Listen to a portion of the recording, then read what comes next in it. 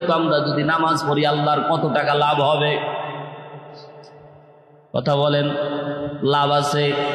আল্লাহ তাআলা আমরা যদি সবাই মিলে আল্লাহর ইবাদত করা বাদ দিয়ে দিই, আল্লাহর কত লক্ষ টাকা ক্ষতি হবে? বলেন না হবে? আল্লাহর লাভও নাই, ক্ষতিও নাই। আল্লাহ তাআলা বলে, আমি আল্লাহ বড় মায়া করে আদর করে তোমাদের তৈরি করেছি।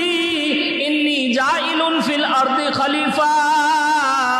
আমি ফেরেশতাদেরকে বললাম ফেরেশতারা খলিফা পাঠাবো, দুনিয়ার মধ্যে প্রতিনিধি পাঠাবো। ফেরেশতারা নাকচ করে দিল। আল্লাহ তাদেরকে পাঠাইলে দুনিয়ার মধ্যে দাঙ্গা হাঙ্গামা করবে, মারামারি করবে, সম্পদ নিয়ে ছুটাছুটি করবে, দোকানদারি করবে, ব্যবসা করবে, বাণিজ্য করবে। আল্লাহ আযান দেওয়ার পরেও তারা ঘাট তেরামু করবে। আল্লাহ বানানোর কোনো দরকার নাই। আমার আল্লাহ তাআলা সরাসরি বলে দিলেন, ইন্নী আ'লামু মা লা তা'লামুন।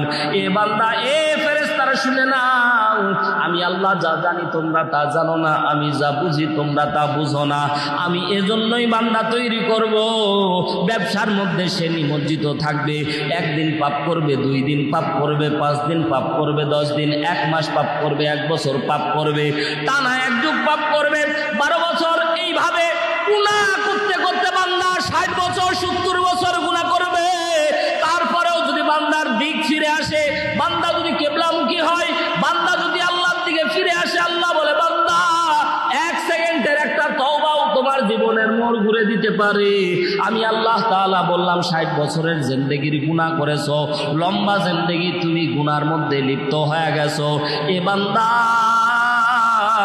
লম্বা সময় গুনাহ করে করে জীবনটাকে নষ্ট করে ফেলেছো।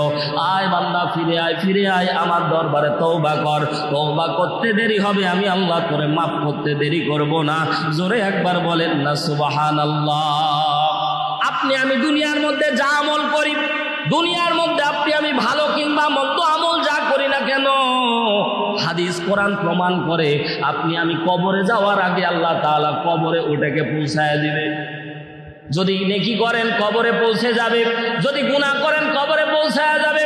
ওয়াকে উল্লেখ করি, হযরতে আব্দুল্লাহ ইবনে আব্বাস রাদিয়াল্লাহু তাআলা আনহু বর্ণনা করে, আমরা একটা হজের কাফেলা নিয়ে মদিনা থেকে মক্কার দিকে রওনা দিয়ে দিলাম।